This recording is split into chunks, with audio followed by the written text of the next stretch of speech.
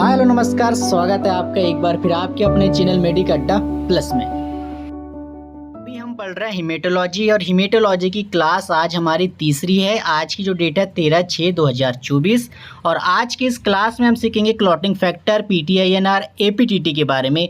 जो लोग चैनल में नए हैं उनको बता दें कि अब की बार लैब टेक्नीशियन पार्ट 2024 की जो क्लासेस है हमने स्टार्ट किया है। इसमें प्रीवियस ईयर के क्वेश्चन पेपर को पहले सॉल्व करवाया गया है, साथ ही कैसे क्वेश्चन हमारे लैब टेक्नीशियन के एग्जाम में आ सकते हैं वैसे क्वेश्चन पे बात की गई है। साथ में इसमें भी माइक्रोबायोलॉजी, पैरासाइटोलॉजी, एनाटॉमी और सीरोलॉजी की जो क्लासेस है कंप्लीट क्लास हमने चैनल में प्रोवाइड कर दी है।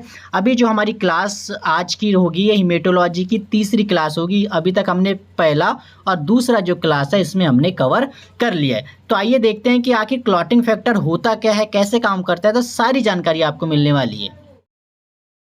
देखिए, शरीर में जब भी किसी प्रकार की चोट लगती है या फिर कट लगता है तो बॉडी से जो है ब्लड, रक्त जो है वो शरीर से बाहर आती है।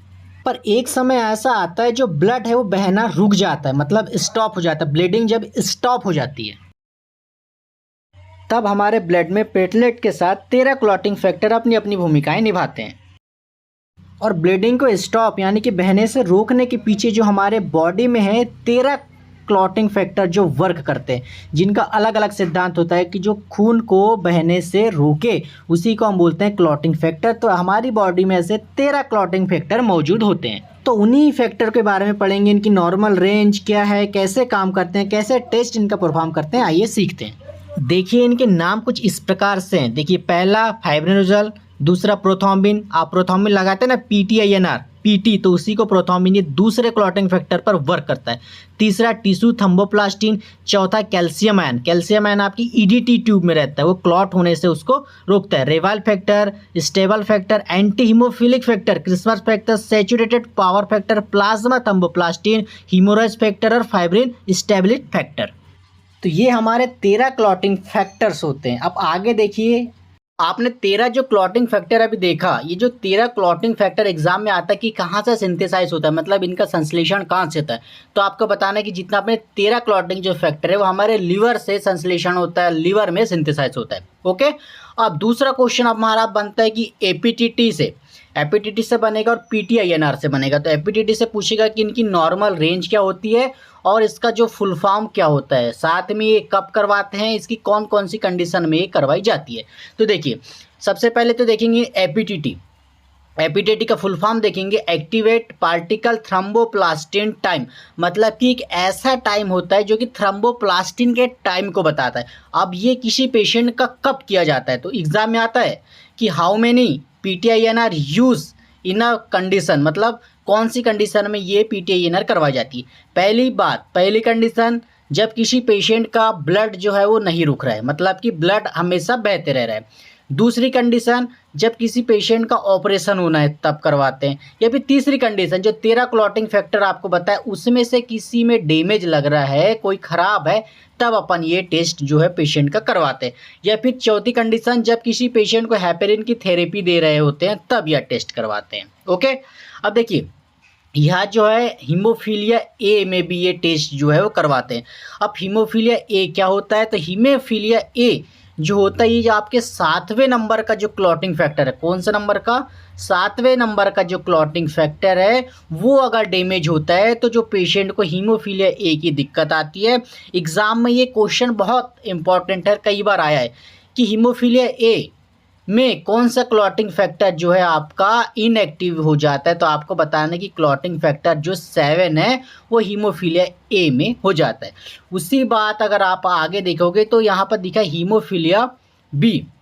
अब हीमोफीलिया बी में क्या होता है, हीमोफीलिया बी में होता है इसमें 8वां नंबर का जो आपका क्लॉटिंग फैक्टर है वो इसमें आपका डैमेज होता है। कौन सा, 8वां नंबर का जो क्लॉटिंग फैक्टर है वो हीमोफीलिया बी को इंडिकेट करता है। हीमोफीलिया बी क्या है, क्लॉटिंग फैक्टर तो आपको मालूम है 13 है। हीमोफीलिया बी एक ऐसी डिसीज होती है जिसमें खून का थक्का नहीं जमता, है ना।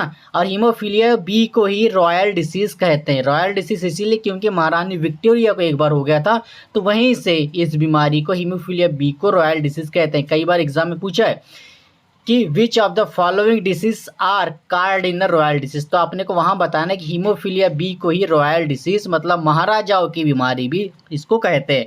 ये होगा कब, जब 8वां नंबर का जो क्लॉटिंग फैक्टर है वो डैमेज होगा। रोमन अक्षरों में 8 कैसे लिखते हैं, ये 5 6 7 8 ऐसा रोमन अक्षरों में, ये आपको यहाँ पर ध्यान रखनी है।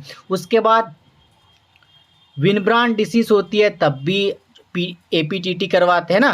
तो ये जो बातें हैं आपकी एपीटीटी से रिलेटेड है। अब यहाँ पर देखेंगे जो आपकी एपीटीटी है ना, APTT activate particle thromboplastin time. अब ये कैसे किया जाता है एग्जाम में, यहाँ से कैसे किया जाता है ये तो नहीं पूछता, पर ये पूछता है कि इसमें कौन से जो रिएजेंट है ना, कौन से जो रिएजेंट है उसका उपयोग किया जाता है। तो ऐसे क्वेश्चन यहाँ बनते हैं। थोड़ा प्रोसीजर अपन देखते हैं, उसके बाद रिएजेंट के बाद में भी चर्चा करेंगे, साथ में नॉर्मल रेंज की भी चर्चा करेंगे, किसकी, एपीटीटी की।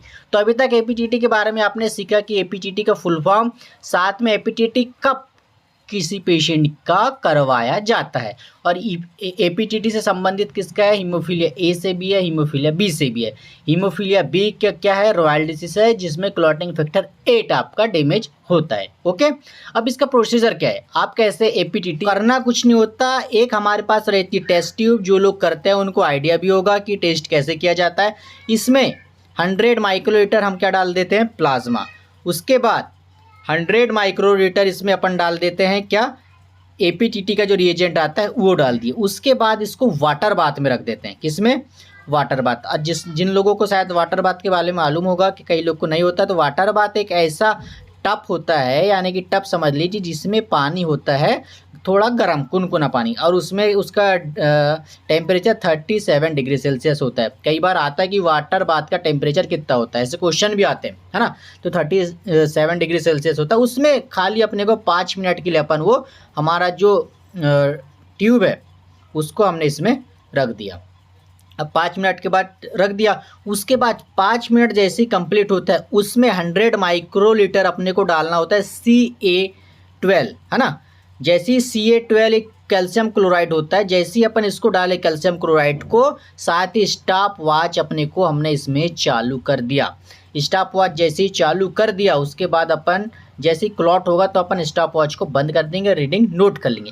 अब नॉर्मल रीडिंग इसकी कितनी जानी चाहिए तो देखते हैं।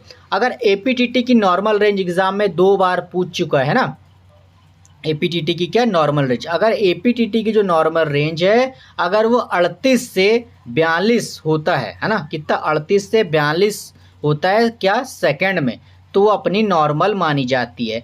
कई बुक में और कई अलग अलग चीज़ें 2-4 सेकेंड का अंतर आता है, पर ये जो है ये औसत में हमने बता दिया है कि 38 से 42 इसकी जो है सेकंड में नॉर्मल रेंज इसकी होती है। तो एपीटीटी से खाली इतना ही हमारा संबंध है कि एपीटीटी की नॉर्मल रेंज देखा, रिएजेंट देखा, रिएजेंट कौन सा देखा, कैल्शियम क्लोराइड। जैसे ही हमने डाला उसके बाद स्टॉप वॉच हमने चालू कर दिया, कितना इसमें डाला हमने 100 माइक्रोलीटर।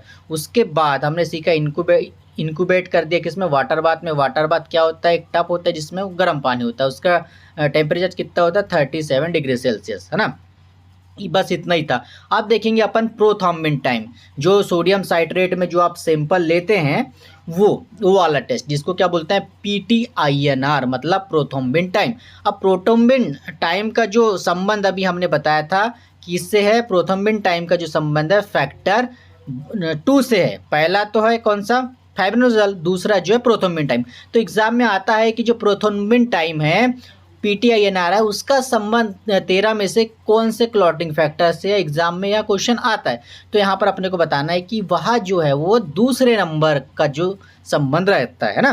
अब देखिए प्रोथ्रोम्बिन टाइम डिस्कवर की बात आती है, तो प्रोथ्रोम्बिन टाइम की जो है डिस्कवरी किसने किया, तो डिस्कवरी किया क्विक ने। कब, 1935 में इसकी जो डिस्कवरी हुई।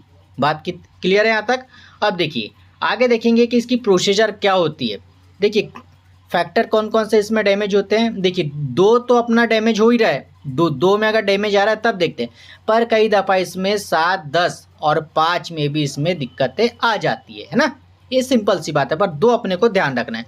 अब देखिए PTINR का जो टेस्ट है वो कैसे लगाते हैं, तो ये भी सिंपल टेस्ट है, करना कुछ नहीं होता।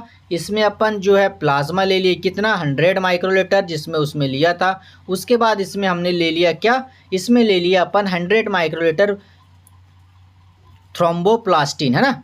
इसमें क्या ले लिया, 100 माइक्रोलीटर थ्रोम्बोप्लास्टिन। उसके बाद इसको हमने इंक्यूबेट किया, है ना। उसको तो 5 मिनट के लिए किया था वाटर बाथ में, पर इसको अपने को 1 मिनट के लिए कर दिया, ठीक है, 1 मिनट के लिए कर दिया। उसके बाद इसमें हमने क्या मिलाया, कैल्शियम क्लोराइड। दोनों इसमें कैल्शियम क्लोराइड मिला रहे हैं तो दिक्कत अपने को है नहीं।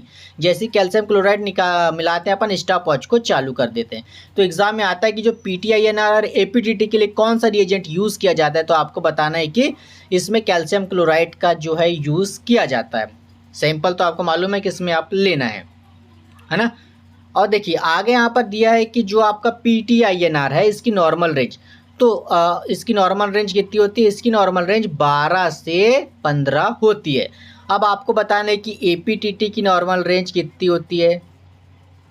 APTT की नॉर्मल रेंज कितनी होती है, 38 से 42 सेकेंड। देखिए ये सब सेकेंड की बात है, यहाँ पर मिनट लागू नहीं होता। अगर यहीं आपको पूछता है कि ब्लीडिंग टाइम यानी BT की नॉर्मल रेंज कितनी है, तो वहाँ आप बताते कि 1 से 5 मिनट तक वहाँ पर होती है। उसी प्रकार से आपको क्लॉटिंग टाइम पूछता है ना, वहीं आपको अगर क्लॉटिंग टाइम पूछता है कि क्लॉटिंग टाइम कितना इसका होता है, तो आपको वहाँ बताना होता है कि क्लॉटिंग टाइम 5 से लेके 9 मिनट तक ये होता है। ब्लीडिंग क्लॉटिंग आपके मिनट में आएगी और APTT और PTINR आपके सेकंड में आएंगे। इतनी बात आपको ध्यान रखनी है। दोनों रिएजेंट में अपने को कैल्शियम क्लोराइड मिलाना है, ठीक है। तो ठीक है, आज के लिए इतना ही। कल मिलते हैं अपन हीमेटोलॉजी की 4th क्लास के साथ, नए नॉलेज के साथ। और अगर आपको चैनल पसंद आ रहा है तो फ्री में जुड़ जाइए, चैनल को सब्सक्राइब करिए और मिलिए अगली वीडियो में नए नॉलेज के साथ। Thank you so much.